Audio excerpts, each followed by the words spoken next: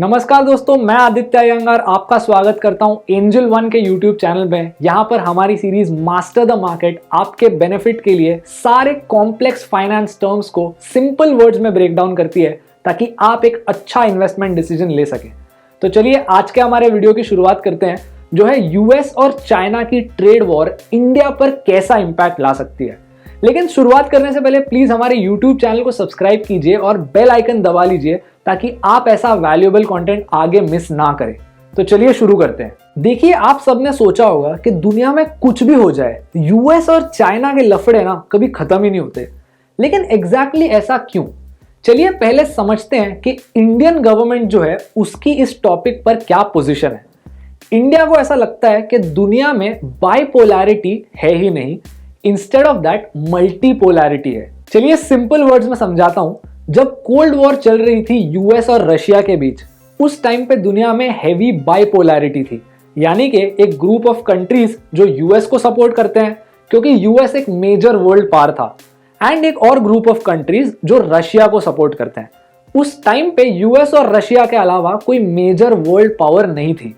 इस चीज को हम बाइपोलैरिटी कहते हैं।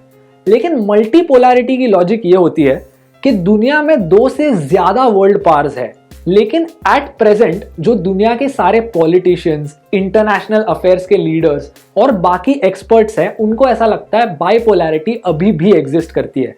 एंड यहाँ पे जो पावर सेंटर्स हैं वो है यूएसए और चाइना।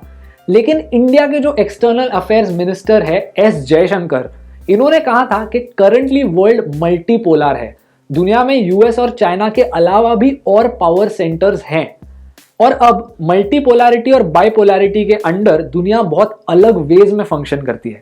तो अगर एक कंट्री की एक्सटर्नल अफेयर्स मिनिस्ट्री ने इसको मिस आइडेंटिफाई कर लिया तो उस कंट्री पे जो इंपैक्ट पड़ सकता है वो बहुत ज्यादा प्रॉब्लम्स क्रिएट कर सकता है। फॉर एग्जाम्पल, अगर हमने यूएस के साथ हमारी रिलेशनशिप खराब कर दी तो हमारी जो फाइनेंशियल सर्विसेज इंडस्ट्री है और हमारे वो सारे बिजनेसेस जो यूएस में वर्क करते हैं और यूएस की जो इंडिया में हर साल इन्वेस्टमेंट आती है, उस पर हैवी इंपैक्ट पड़ सकता है। प्लस अगर हमारी एग्जिस्टिंग रिलेशनशिप चाइना के साथ और ज्यादा खराब होने लग गई तो हमारे जो इंडियन बिजनेसेस हैं जो अपने रॉ मटेरियल्स और इनपुट्स चाइना से सोर्स करते हैं, इनके लिए प्रॉब्लम हो सकती है। सिर्फ यही नहीं, लेकिन हमारे जो नेबर्स हैं जैसे पाकिस्तान और श्रीलंका, ये चाइना के एलाइज हैं, और अगर हमारे रिलेशनशिप्स इनके साथ खराब हो गए तो और ज्यादा प्रॉब्लम्स हो सकते हैं when it comes to the Asia reason.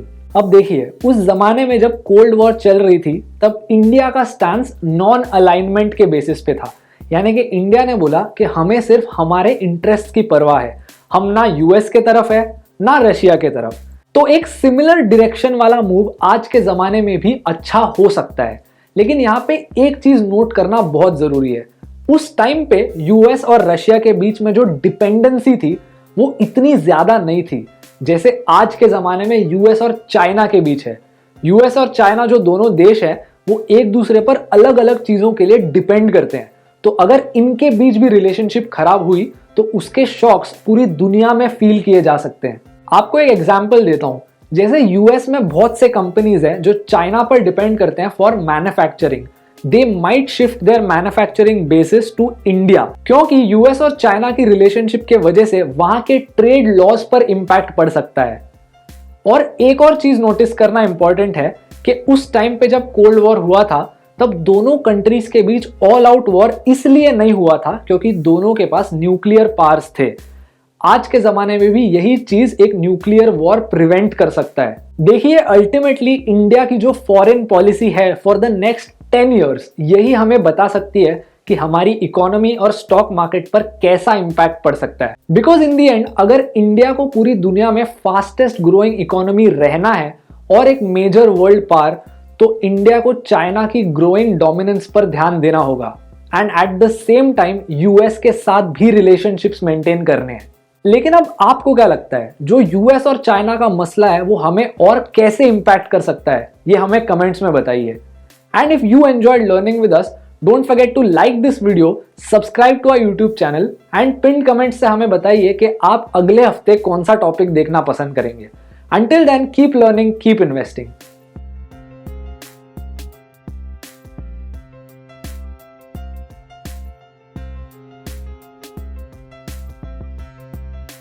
Investments in securities market are subject to market risks. Read all the related documents carefully before investing.